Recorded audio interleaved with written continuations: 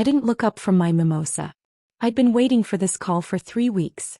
The Sunday brunch at Mom's Country Club was one of those orchestrated affairs.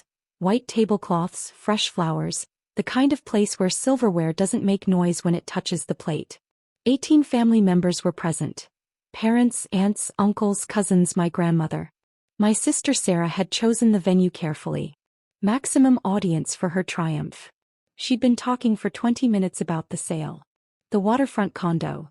My waterfront condo, the one Grandma Grace left me when she died 2 years ago, had finally found the right buyers. Sarah slid the closing documents across the table like she was presenting a trophy.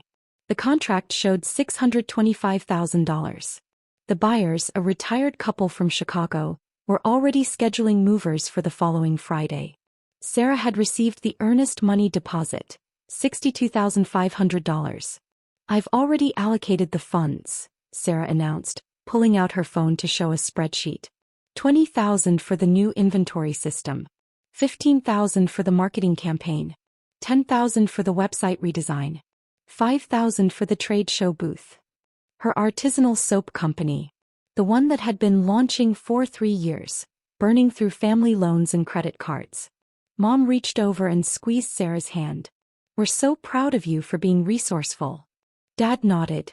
Finally putting that property to good use. My phone buzzed in my purse. I knew who it was without looking.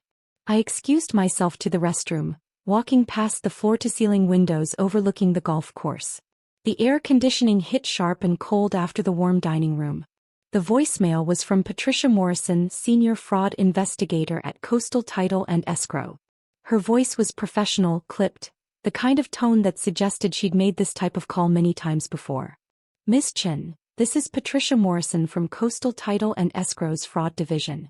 We've identified your property at 2847 Harborview Drive as subject to unauthorized conveyance. The deed holder of record does not match the individual attempting to execute the sale. All escrow funds have been frozen immediately pending investigation. Please have your attorney contact our legal department at the number below. This transaction has been flagged for potential real estate fraud and will be reported to the appropriate authorities. I saved the voicemail. Then I returned to the table. Sarah was showing Aunt Linda photos of soap packaging. The rebrand is going to position us as luxury wellness. Think Aesop meets Goop. The waterfront condo sale gives us the runway to finally scale. I sat down and picked up my fork.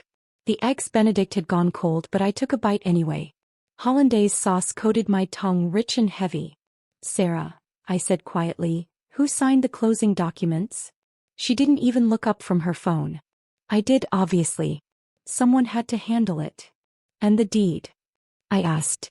Who's listed as the owner on the deed? Both of us, she said quickly. Too quickly.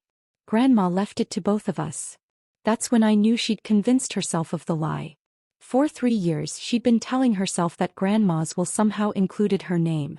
That the waterfront condo, the one-bedroom unit with floor-to-ceiling windows overlooking the harbor, the place where Grandma and I spent every Saturday morning drinking coffee and watching sailboats, was partially hers. The deed lists me as sole owner, I said. My voice stayed level. Grandma's will was very specific. You received the lake cottage and $50,000. I received the waterfront condo. Sarah's face tightened, that little jaw clench she does when she's been caught but isn't ready to admit it yet. Mom and Dad said we should share it. I looked at my parents. Mom was staring at her plate. Dad was refilling his water glass with intense concentration. You knew, I said to them. Not a question. It seemed fair, Mom said finally. You already have a good job, a nice apartment. Sarah's trying to build something. Grandma would have wanted us to support each other. There was the gambler's fallacy of family dynamics. If we just give Sarah one more chance, one more infusion of capital, one more mulligan on responsibility, she'll finally become the success story we can brag about. Never mind that each previous investment had evaporated into vague business expenses and lifestyle inflation. My grandmother had been the first person to teach me about money. Not how to make it, how to respect it. She'd grown up during the Depression, worked as a bookkeeper for 40 years, saved everything, invested carefully. She bought the Waterfront Condo in 1987 for $89,000 and watched it appreciate to $625,000. Every Saturday morning she'd make coffee in that tiny kitchen and we'd review her investment statements together. Financial independence, she told me when I was 16, means you never have to compromise yourself for security. Build your fortress first, then decide who you let inside. She'd left me the condo because she knew I understood. Not because I needed it. I was a senior software engineer at a medical device company pulling $145,000 annually, but because she trusted me to preserve what she'd built. Sarah had never joined those Saturday mornings. She'd been too busy with friends, parties, the endless social maintenance that came before responsibility. The title company called, I said. I set my phone on the table and played the voicemail on speaker. Patricia Morrison's voice filled the silence. All escrow funds have been frozen immediately pending investigation. Potential real estate fraud. Reported to appropriate authorities. Sarah went pale. The closing documents slipped from her hand and scattered across the white tablecloth. That's a mistake, she said. Her voice cracked on the word mistake. I'll call them. There's been a misunderstanding. There's no misunderstanding, I said. You forged my signature on a deed transfer. You attempted to sell property you don't own. The title company's fraud division flagged it because my name is on every single document. The original deed, the property tax records, the HOA membership, the insurance policy. Uncle James, a real estate attorney, leaned forward. Sarah, did you actually forge her signature? I thought we owned it together, Sarah said. But her eyes were darting now, looking for an exit that didn't exist. Mom and Dad said. What Mom and Dad said doesn't change the legal deed, Uncle James said.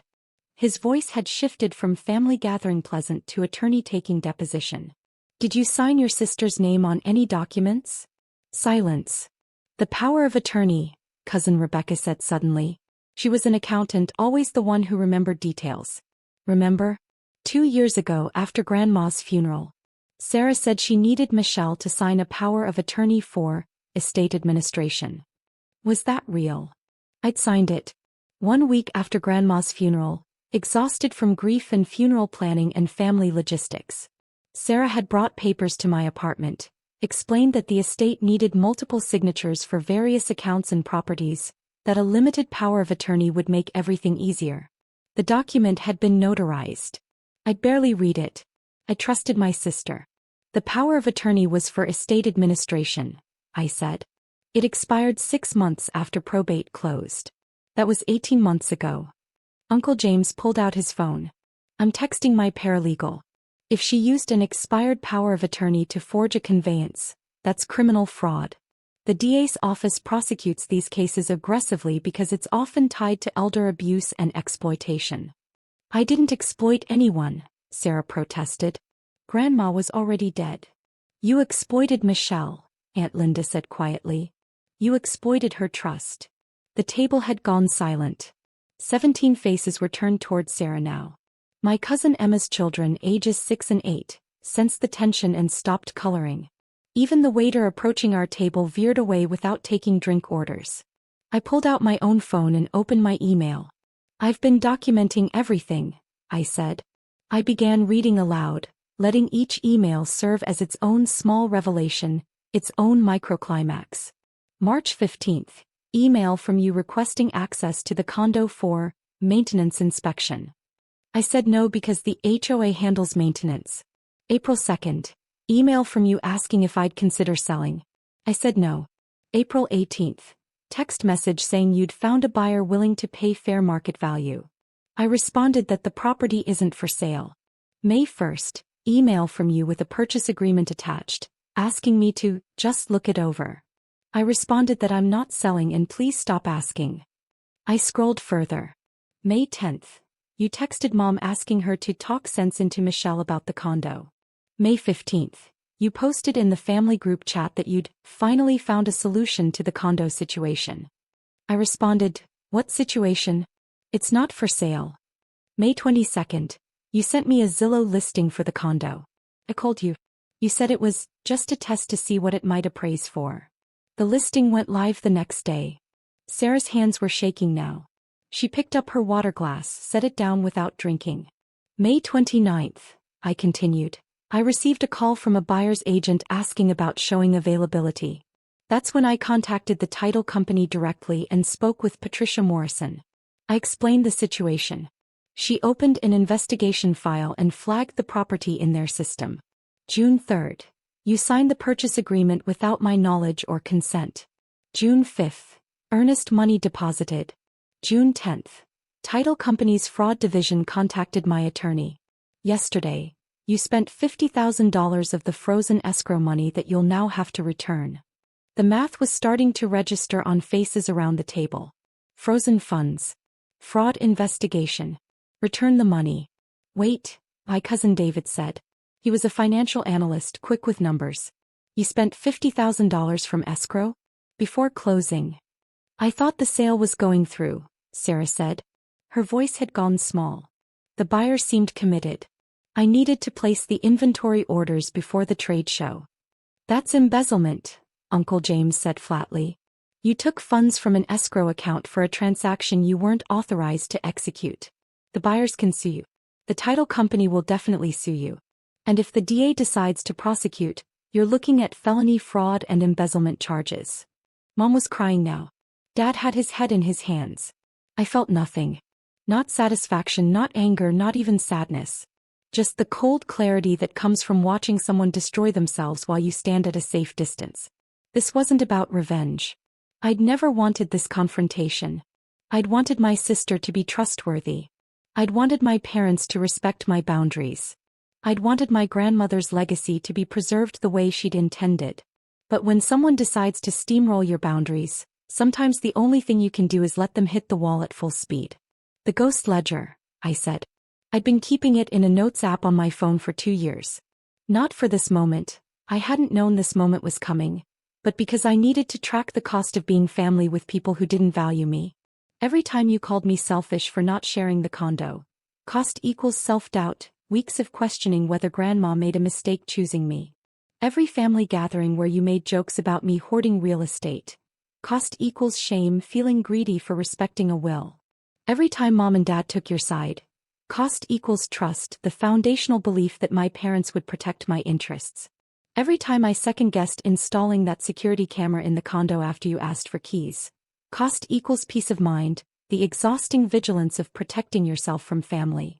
The Saturday mornings with grandma that you never attended but now want to profit from. Cost equals sacred memory turned into commodity.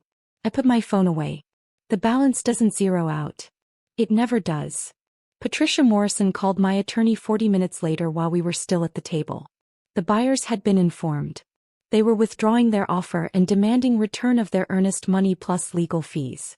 The title company was filing a fraud report with the county recorder's office and the state attorney general's office. Sarah had 3 business days to return the $50,000 she'd spent, or face immediate civil suit and potential criminal prosecution. My attorney, a real estate litigator I'd retained the day I first suspected Sarah's intentions, had already prepared a cease and desist letter, a restraining order application and a criminal complaint. We filed all 3 that afternoon. The procedural justice moved like machinery. Each gear clicked into place with satisfying precision. Within 1 week, Sarah's access to the condo was terminated. The locks were changed. The HOA was notified. A restraining order was granted prohibiting her from coming within 500 feet of the property. Within 2 weeks, the title company's fraud investigation concluded. They filed formal complaints with the State Real Estate Commission and the District Attorney's Office. The buyers filed a civil suit for $72,500 plus legal fees. Within 1 month, Sarah sold her car to partially repay the embezzled funds. He took a second job. Her soap company quietly dissolved. Mom and Dad took out a home equity loan to cover the remaining $28,000 she couldn't repay. Within 3 months, the DA's office declined to prosecute criminally in exchange for full restitution and 5 years of probation for fraud. Sarah pleaded no contest to civil fraud charges. The judgment would appear on her credit report for 7 years. Within 6 months, my parents stopped calling. The extended family split. Some sided with Sarah. Everyone makes mistakes, family should forgive. But most sided with reality. Uncle James, Aunt Linda, Cousin Rebecca and grandmother made it clear. Fraud is fraud, even inside a family. I spent Thanksgiving with Uncle James's family, Christmas with Aunt Linda, my birthday with the cousins who understood that trustworthiness matters more than shared DNA. The waterfront condo remained mine. I didn't sell it. Instead, I spent weekends there, drinking coffee by the floor-to-ceiling windows, watching sailboats, remembering Saturday mornings with Grandma. 1 year after the fraud attempt, I received a letter from Sarah. It was short. I convinced myself I deserved it. That Grandma made a mistake. That you didn't need it. I'm sorry. I didn't respond. Sorry doesn't unforge a signature. Sorry doesn't undo the 18 family members who watched her try to steal my inheritance. Sorry doesn't restore the trust required for a relationship. My grandmother used to say, character is what you do when you think no one's watching. Integrity is what you do when everyone's watching and it costs you everything. Sarah failed both tests. I pass the condo every weekend now. The coffee maker is the same one Grandma used. The view hasn't changed. The property value has increased to $680,000. I'll never sell it. Not because I need the money. Because my grandmother built her fortress brick by brick and trusted me to defend it. Some people think family means unconditional access. But my grandmother taught me differently. Family is who shows up for the Saturday mornings. Who respects the boundaries. Who understands that love without trust is just obligation wearing a mask. The title company's fraud division protected my fortress. My attorney reinforced it. My boundaries defended it. And Sarah? She proved exactly why Grandma's will was written the way it was. The people who question your inheritance are usually the ones who would have squandered theirs.